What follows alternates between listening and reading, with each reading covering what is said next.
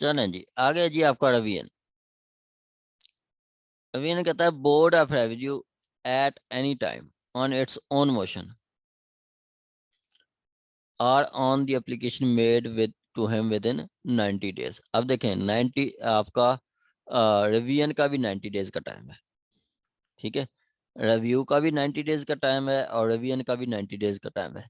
Appeal का वो different है, जब आप कलेक्टर को करेंगे 30 दिन, कमिश्नर को करेंगे 60 दिन और बोर्ड ऑफ रेवेन्यू को करेंगे तो 90 डेज हैं आपके, 90 डेज हैं, ठीक हो गया। From the passing order call for record of any case before him are disposed of, ठीक है। वो आपका रिकॉर्ड कॉल कर सकता है। ये आपका सेम वर्डिंग आपकी कॉल फॉर रिकॉर्ड की वो 435 में भी यही कुछ लिखता है, ठीक है।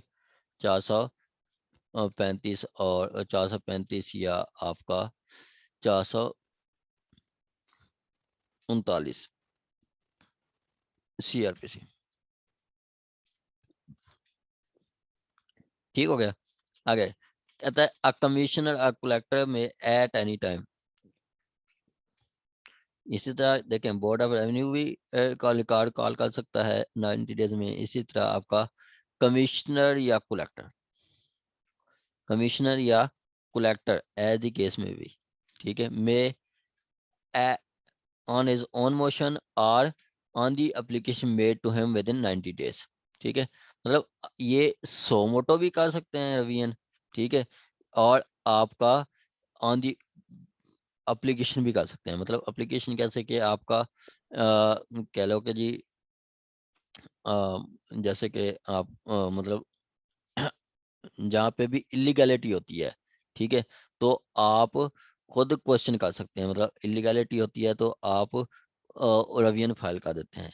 लेकिन जहाँ पे इलीगैलिटी या इरेगुलरिटी होती है, कोर्ट उसको सो मोटो भी कर सकती है, सो मोटो भी उस पर एक्शन ले सकती है, उसकी रिकॉर्ड मंगा सकती है। कहता है कमिश्नर एट एनी टाइम, वो आपका suo motu on his own motion या फिर आपका ऑन एप्लीकेशन, ठीक है, on application made to him within 90 days, ठीक है, क्या made to him within 90 days.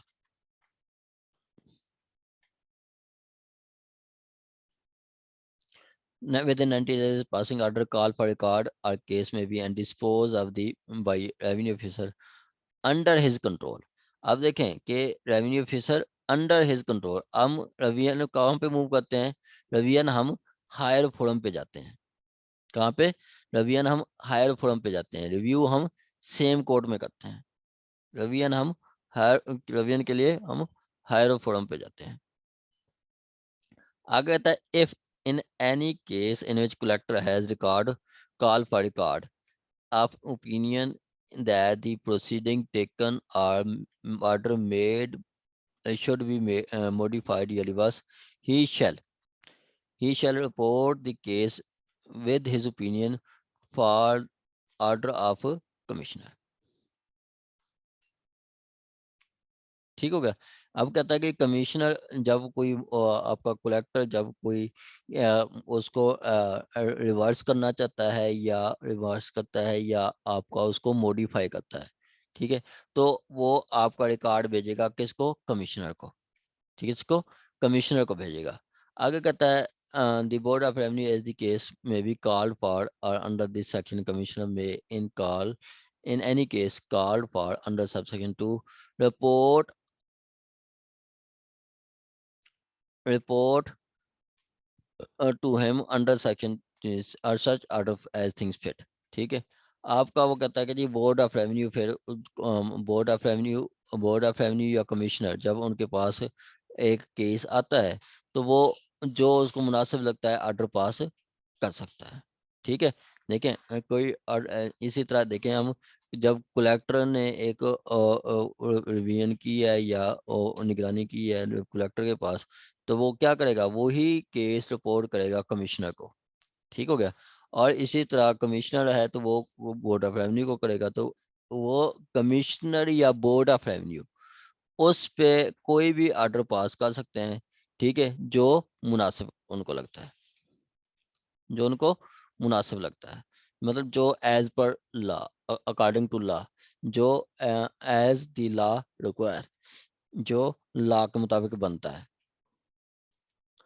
कहता है provided that no order shall be made under this section reversing, modifying any proceeding or order of subordinate revenue officer affecting any person without giving such person opportunity of being heard.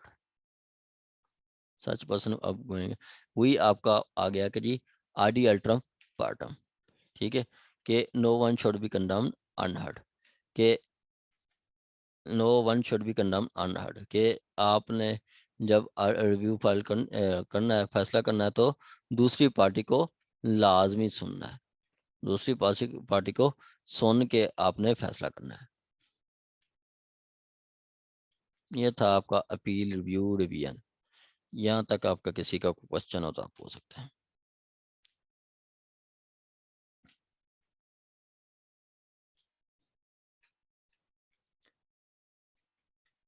आगे कहता है आपका 165 के जब आप review file appeal file करते हैं, ठीक है, तो इसका मतलब ये नहीं है कि जी पीछे जो प्रोसीडिंग अगर चल रही है तो वो स्टॉप हो गई है या उस पे स्टे लग गया है, वो सस्पेंड हो गई है, नहीं, उसका ये बिल्कुल मतलब नहीं होता, ठीक हो गया।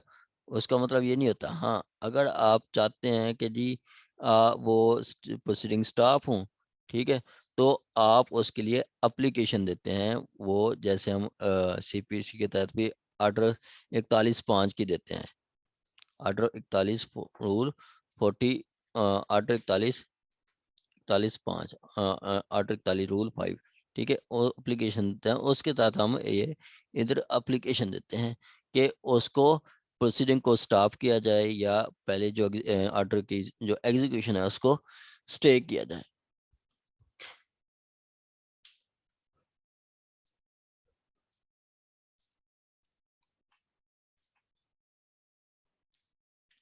कहता है appeal review shall not operate as appeal और revision shall not operate as stay of proceeding under order or decree appealed from or under the revision except so far as revision authority may order not order not, वो कहता है कि जी आपका जो appeal या revision में कोई वो जो आपका स्टे प्रोसीडिंग मतलब नहीं होगा, मतलब प्रोसीडिंग स्टे नहीं होगी, shall not operate as a stay of proceeding, मतलब आपकी प्रोसीडिंग स्टे नहीं होगी अपील या रिवीजन में, और ना ही, ठीक है, ना ही आपका वो जो एग्जीक्यूशन होगी वो स्टे हो जाएगी, ठीक है, एक्सेप्ट एप्लेट और रिवीजनल अथॉरिटी में ऑर्डर,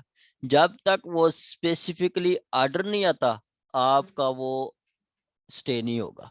हम देखें अपील भी हम होता है कि अपील भी हम मूव करते हैं, तो अगर हम एग्जीक्यूशन सस्पेंड करवाना चाहते हैं तो हम एक एप्लीकेशन देते हैं कि जी हमारी ये इसकी एग्जीक्यूशन सस्पेंड की जाए, ठीक है, और इसकी प्रोसीडिंग स्टॉप की जाए।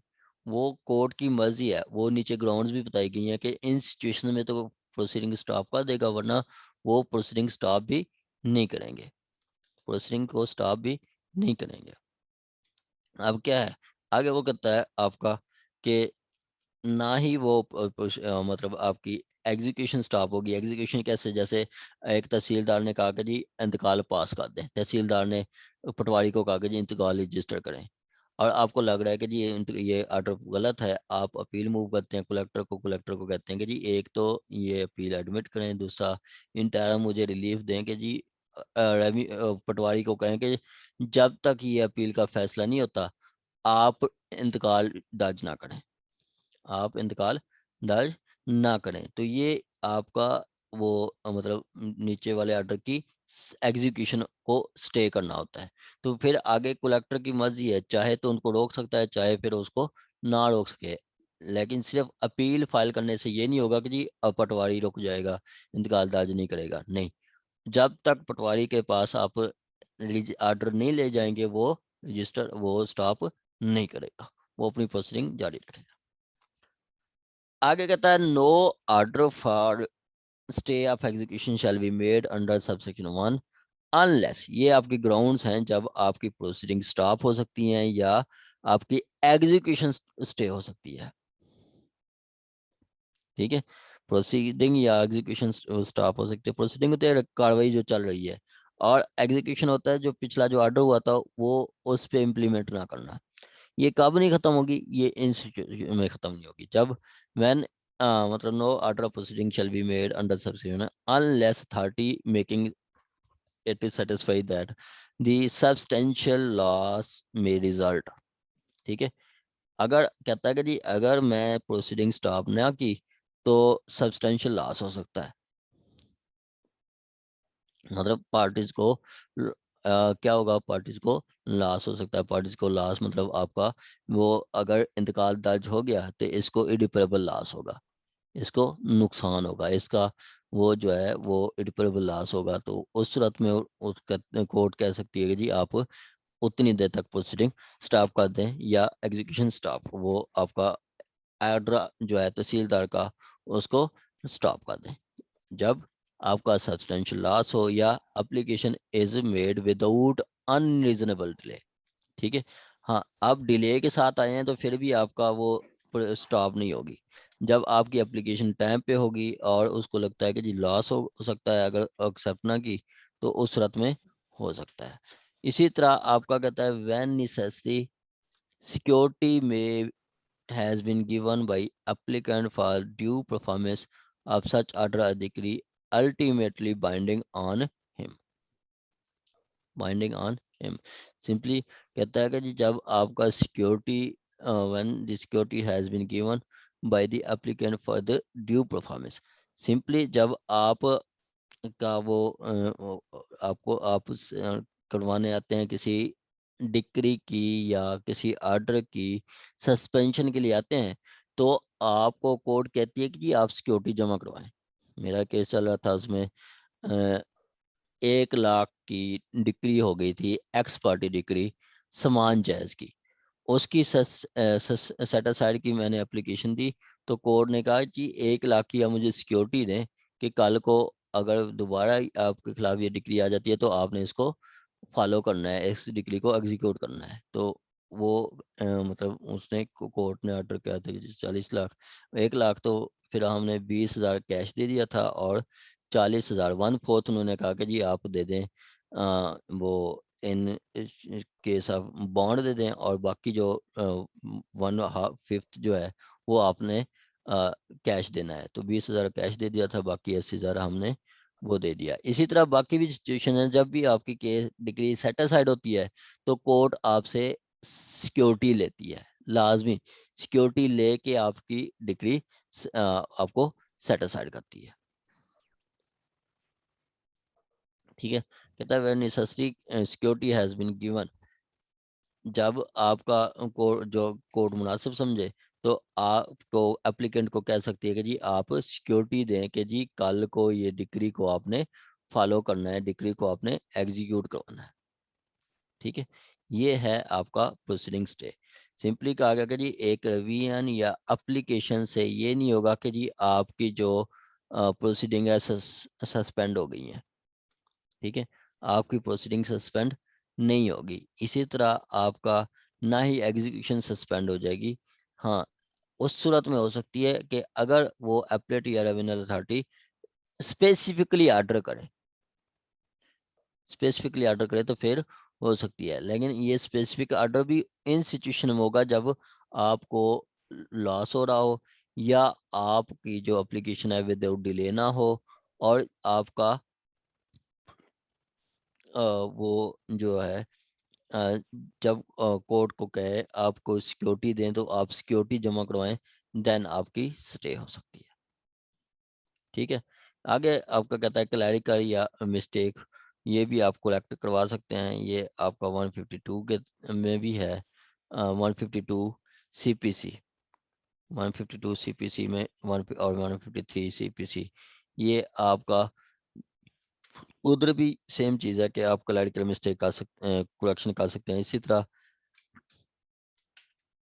369 भी है आपका सीआरपीसी के, वो कहता है कि जी सीआरपीसी में कोई आपका रिव्यू नहीं है, मतलब क्रिमिनल में हाँ क्लैरिकल क्लैरिकल मिस्टेक की हद तक आप रिव्यू करवा सकते हैं, करेक्शन करवा सकते हैं, बाकी नहीं है। क्लैरिकल या अरिथमेटिकल, क्लैरिकल मतलब कोई लिखते हुए या कोई हिसाब किताब में कोई गलती हो गई है, डिक्री या आर्डर में, आप रेवेन्यू ऑफिसर, या error therein from any accidental slip or omission may at any time be corrected by such officer। वो करेक्ट कर सकता है, कोई आपका क्लैरिकल या मिस्टेक है या कोई एरर है जो कि वो हादसाती तौर पे हो गई है, उसमें आपकी कोई मैलाफेडी इंटेंशन नहीं है, डिसनेस्टली इंटेंशन नहीं है, देन विद आप ड्यू केयर करते हैं तो आप कर सकते हैं। उसके बाद कहता है अंदर this section include successor of office, ठीक है, वो आप यही है कि जी आप अपनी भी कर सकते हैं और जो सक्सेसर है या आपका प्रीडिसेसर की भी कर सकते हैं। Revenue officer of by such officer, वो सच ऑफिसर मतलब वो अपनी भी और सक्सेसर भी, सच ऑफिसर से मुराद वो कह रहा है कि जी आपका सक्सेसर भी उसमें शामिल होगा। Computation of period limited under this act, कहता है कि in the computation of period of appeal from the application review revision the limitation thereof shall be governed as limitation act, ठीक है, कि आपने अपील एप्लीकेशन रिव्यू उसका time कैसे compute करना है, वो हमने जो लिमिटेशन एक्ट 1908 में बताया गया उसके अकॉर्डिंग करेंगे, उसके अकॉर्डिंग हम करेंगे। उसके बाद वो लास्ट है कि power to deposit sums rent, या उसके बाद वो कहता है आपका procedure in case of deposit. इसमें एक सेक्शन है आपका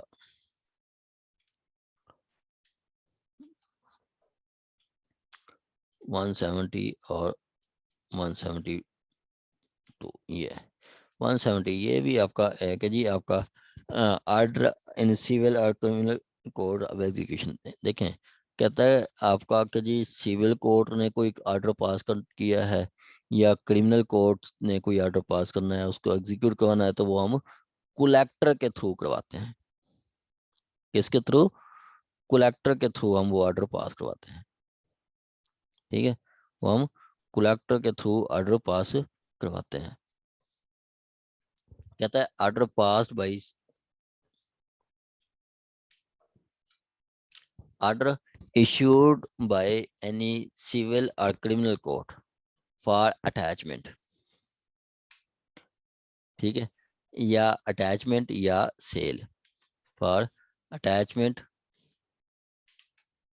या फिर सेल या फिर डिलीवरी ऑफ एनी लैंड, ठीक है, या फॉर अटैचमेंट सेल या produce of sale of produce, या फिर आपका attachment sale produce of any land shall be addressed.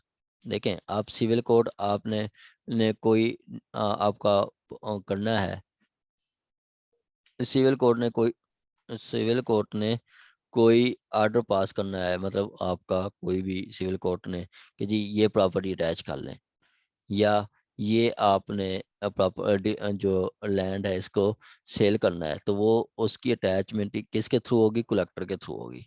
आगे ये सेक्शन भी हैं कलेक्टर के थ्रू जो करवाते हैं, मेरा ख्याल आर्डर 21 रूल 69 70 71 72 इस तरह के जो रूल्स हैं वो इसी कलेक्टर से हम करवाते हैं। ये तरह हमने किया हुआ है।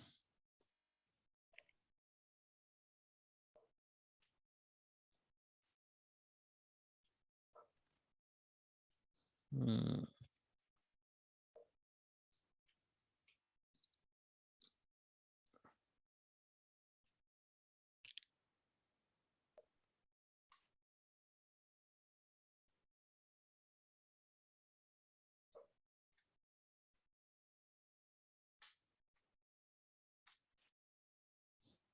चलें, वो ऑर्डर 71 से ऑर्डर 21 रूल 71 से अनवर्ड है, 69 70 से अनवर्ड है। ठीक है, सिंपली वो कहता है कि जी आप सिविल कोड ने कोई अटैचमेंट करनी है, सेल करनी है, या लैंड का पोजेशन डिलीवर करना है, लैंड डिलीवर करनी है मतलब पोजेशन डिलीवर करना है, या लैंड के ऊपर जो प्रोड्यूस है मतलब लैंड के ऊपर जो से पैदावार है, ठीक है, उसको अटैच करना है या सेल करना है।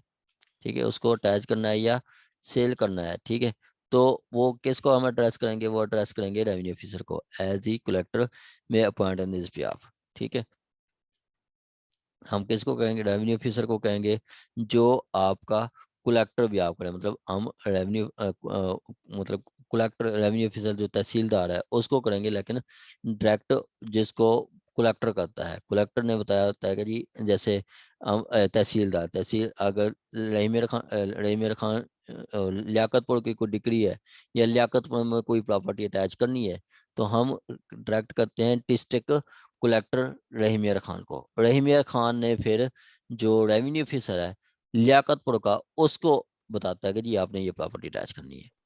ठीक है, मतलब मुतलका आपका रेवेन्यू ऑफिसर आएगा, कलेक्टर तो डिस्ट्रिक्ट आएगा होता है, और रेवेन्यू ऑफिसर से बात करेगी such revenue officer the collector appoint this भी आपको वो सच रेवेन्यू ऑफिसर मतलब जो मुतलका होगा लियाकतपुर का होगा तो उसको कहा जाएगा।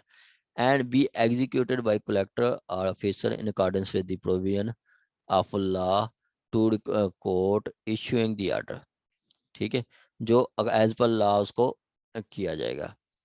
And when when with the rules with any rules not inconsistent thereby made by the board of revenue with the concurrence of high court or previous approval of government। High court या previous approval of government, मतलब आपका वो जो collector को करेगा वो आपका उन रूल्स के अकॉर्डिंग करेगा जो बोर्ड ऑफ रेवेन्यू ने बनाए हैं, लेकिन वो बोर्ड ऑफ रेवेन्यू के रूल्स जो हैं हाई कोर्ट के रूल्स या आपका जो इसी एक्ट के तहत रूल्स बनाए गए हैं उसके अगेंस्ट नहीं होगा। ठीक है, उसके अगेंस्ट नहीं होंगे किसी भी सूरत में। आगे ये सिंपली एक सत्र ये कह रहा था कि जी आपका रेवेन्यू कोड कोई प्रॉपर्टी अटैच करती है, जैसे सिविल कोड आपकी प्रॉपर्टी अटैच करती है डिक्री में जो आपका ऑर्डर 21 है। ठीक है, इसी तरह आपका ऑर्डर 21 कह लो, ऑर्डर 21। ठीक है, इसी तरह आपका जो क्रिमिनल कोड क्या कब करेगी, क्रिमिनल कोड कब प्रॉपर्टी अटैच करती है, वो 88 के तहत, 88 सीआरपीसी के तहत। ठीक है, 88 सीआरपीसी के तहत, या आपका वो 544 ए भी है, 544 ए उसमें भी वो कंपनसेशन का ऑर्डर करती है। तो कंपनसेशन में लेना हो तो फिर उसको भी ऐसे वसूल किया जाएगा जैसे लैंड रेवेन्यू, लैंड रेवेन्यू भी ऐसे वसूल किया जाता है जो उसकी प्रॉपर्टी अटैच करके सेल करके।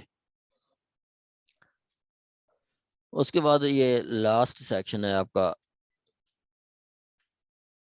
ये 162। ठीक है, 172 ये इंपॉर्टेंट है, ये एक अकेला क्वेश्चन भी पूछ सकता है कि कहता है कि जी सिविल कोड की जुरिस्डिक्शन कब नहीं होगी, सिविल कोड की जुरिस्डिक्शन कब नहीं होगी।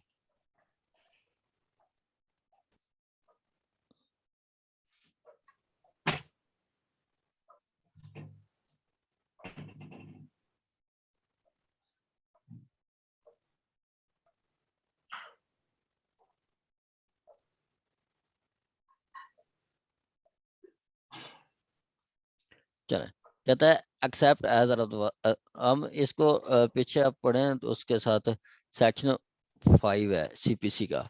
ठीक है, उसमें भी यही है कि जी सीपीसी की जो जुरिस्डिक्शन है आपकी, जहाँ पे रेवेन्यू कोड की एक्सक्लूसिव जुरिस्डिक्शन होगी वहाँ पे सीपीसी की जुरिस्डिक्शन नहीं होगी। सीपीसी उस वक्त अमल में आती है जब आप जो है वो मतलब एक्स कोई मतलब रेवेन्यू कोड्स की कोई प्रोविजन इस्तेमाल ना हो रही हो या ना बंद हो, तो देन हम सीपीसी अप्लाई करते हैं। जब रेवेन्यू कोड की स्पेसिफिक जुरिस्डिक्शन है, कोई प्रोविजन है, देन सीपीसी उस पर साइलेंट हो जाती है। इसी तरह फैमिली लॉज का भी अपना प्रोसीजर है, लेकिन जहाँ पे फैमिली लॉ साइलेंट हो जाते हैं, ठीक है, तो फिर हमारी जो गाइडेंस है वो हम सीपीसी से लेते हैं।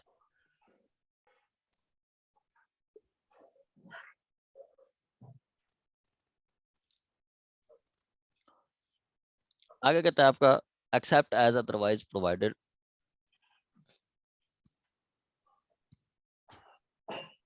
कहता है बावजूद इसके कि कहीं दूसरी जगह पे बताया गया है, no civil court have jurisdiction in any matter in which government or board of revenue or any revenue officer is empowered by this act to dispose of or take cognizance of manner in which government or board of revenue or revenue officer may any exercise any power vested in him or by or under this act।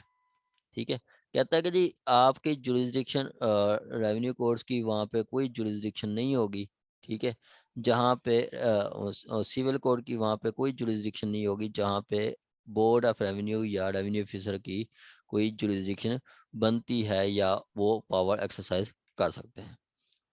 ठीक है, no court have shall have jurisdiction the matter in which government board of revenue या revenue officer is empowered by this act to dispose of।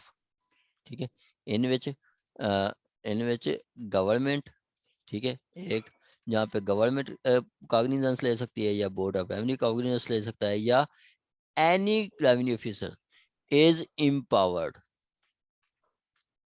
is empowered to act by this act to dispose of or take cognizance of the manner in which board मतलब जहाँ पे government board of revenue या revenue officer काग्निजेंस ले सकता है और case dispose of कर सकता है।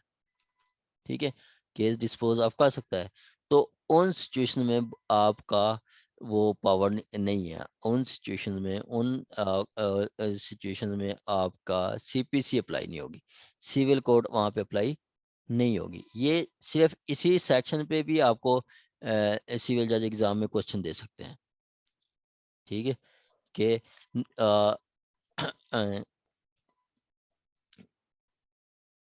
civil court has jurisdiction to try the matter according to land, is there any exception। ठीक है, कि सिविल कोड जो है लैंड रेवेन्यू के मामलात में भी जुरिस्डिक्शन सिविल कोड की बनती है, क्या इसकी एक्सेप्शन भी है, तो वो उसकी एक्सेप्शन आपकी आ जाएगी ना 172 के हाँ इसकी एक्सेप्शन है कि जहाँ पे गवर्नमेंट कॉग्निजेंस ले सकती हो या बोर्ड ऑफ रेवेन्यू कॉग्निजेंस ले सकता हो या रेवेन्यू ऑफिसर कॉग्निजेंस ले सकता हो, वहाँ पे सिविल कोड की जुरिस्डिक्शन नहीं होगी, जहाँ पे वहाँ पे सिविल कोड की जुरिस्डिक्शन नहीं होगी।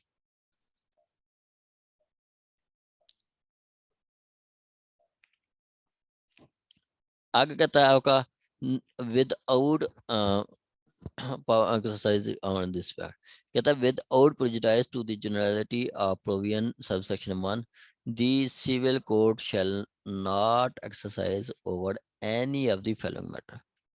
ठीक है, अब कहता है कि जी सिविल कोड की इन सिचुएशन में कोई जुरिस्डिक्शन नहीं बनेगी। ठीक है, इन मैटर्स पे सिविल कोड की जुरिस्डिक्शन नहीं होगी। वो कौन से हैं कि पहला, जहाँ पे क्वेश्चन हो लिमिट ऑफ लैंड की, मतलब हद बरारी की, लिमिट ऑफ लैंड के हद बंदी की जब बात आ जाएगी तो वो आपका रेवेन्यू ऑफिसर पटवारी वो जाके करते हैं, नक्शा वगैरह पटवारी बनाता है, नक्शा इसका वो सारा वो मतलब पटवारी बनाता है। कल की जो क्लास होगी वो इम्पोर्टेंट होगी, कल में हमने पढ़ना है। कल आपको एक प्रैक्टिकली व्यू देंगे, प्रैक्टिकली कि फ़र्द क्या है, फ़र्द बै क्या है, और उसके बाद रिकॉर्ड ऑफ राइट्स क्या है, इंतकाल कैसे पास किया जाता है, कैसे एंट्रीज होती हैं, क्या लोग मतलब शेयर्स कैसे बनते हैं। वो कल की एक कम्प्रीहेंसिवली प्रैक्टिकली क्लास होगी और हल्का सा हम टच देंगे रूल्स को। ठीक है, जो मैं आपको सल्सी बता दूंगा। ठीक है, आगे कहता है कि जी any claim compel a discharge duties imposed by this act. कोई आपका ड्यूटीज जो इस एक्ट के तहत हैं या जिसको duties impose by this act, इस एक्ट के तहत हैं, ठीक है, और any other act for the time being force of any revenue officer. ठीक है, कोई क्लेम या कोई ड्यूटी जो आपका रेवेन्यू ऑफिसर डिस्चार्ज कर सकता है इस एक्ट के तहत या किसी दूसरे एक्ट के तहत जो राइजुल वक्त है, जैसे लैंड रेवेन्यू अथॉरिटी 2017 का है, या कोई इस तरह का कोई और एक्ट है जिसके तहत आपका रेवेन्यू ऑफिसर वो ड्यूटीज परफॉर्म कर सकता है, तो वहाँ पे भी सिविल कोर्ट कोई मैटर नहीं चला सकती। इसी तरह आपका आ जाता है ऐसे मामलात, any claim to which office of village officer in respect of an injury or claim exclusion from the such office are compelled to discharge the duties or deviation of any involvement of thereof। ठीक है, कोई आपका village officer कौन होता है? आपका जो headman है। ठीक है, इसको विलेज हेडमैन भी कहते हैं, या इसको हेडमैन या आपका लंबरदार भी कहते हैं, लंबरदार भी कहते हैं। ठीक है, कोई क्लेम ऑफिस में जो आपका विलेज हेडमैन का है या उसका कोई क्लियर एक्सक्लूजन ऑफ कोई ऑफिस या कंपेल या डिस्चार्ज या ड्यूटीज ऑफ इन्वॉल्वमेंट, मतलब जो आपका उनकी लंबरदार की जो ड्यूटीज हैं वो उसके लिए सिविल कोड कोई कॉग्निजेंस नहीं लेगी। लंबादार की ड्यूटीज इधर रूल्स में भी डिटेल के साथ बताई गई हैं कि जी वो फौतीदगी की रिपोर्ट भी बताएगा, और उसके अलावा कोई बीमारी हो जाती है वो करेगा, रेवेन्यू वो है वो कलेक्ट करेगा, उसमें उसको पचोतरा मिलेगा, वो सारा कुछ रूल्स में बताया गया है। तो ऐसी कोई ड्यूटी जो लंबादार की है वो उस पर भी सिविल कोड जुरिस्डिक्शन नहीं लेगी। कहता है any notification directing the making of revision of record या रिकॉर्ड ऑफ राइट्स, के रिकॉर्ड ऑफ राइट्स का बनाने का नोटिफिकेशन कौन देता है? Board of revenue. ठीक है, तो board of revenue jurisdiction notification कर सकता है, तो यहाँ पे आपका सिविल कोर्ट जुरिस्डिक्शन नहीं ले सकती, सिविल कोर्ट उस पर जो है वो नोटिफिकेशन इशू नहीं करेगी। आगे framing of record, record frame करने के लिए भी आपका सिविल कोर्ट जुरिस्डिक्शन नहीं ले सकती। उसके बाद कहता है the correction of any entry in record of rights और म्यूटेशन, ये आपका करेक्शन के लिए जो है वो आपका रेवेन्यू ऑफिसर नहीं करना है, वो नहीं कर सकते। करेक्शन के लिए एक वो फिर फर्द तैयार करते हैं, उसको कहते हैं फर्द बदर।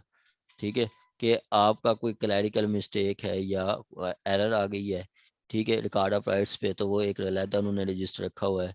ठीक है, उसको फर्द बदर कहते हैं, तो वो एक फर्द बदर पे वो मतलब कटिंग नहीं करते, एक नई स्टेटमेंट दे देते हैं कि जी ये करेक्ट एरर है, और उसको इनिशियल कर देते हैं। आगे कहता है any notification undertaking the general assessment, general assessment के जो बारे जो नोटिफिकेशन आता है वो भी आपका रेवेन्यू ऑफिसर कर सकते हैं, उस पर तहसील आपकी नहीं कर सकती। आपका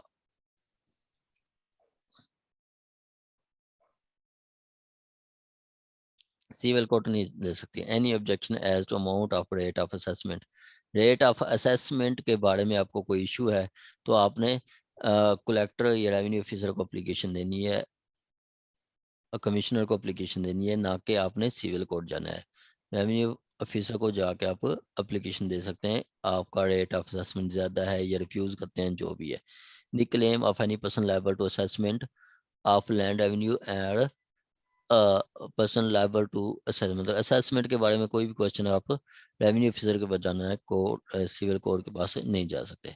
the amount of land revenue to be assessed in any land to be paid in respect of any land under this act, या आगे कहता है amount liable to pay revenue officer assessed cess या charge rate to be assessed on holding, holding पे कोई assess cess या कोई charge लगाना चाहते हैं।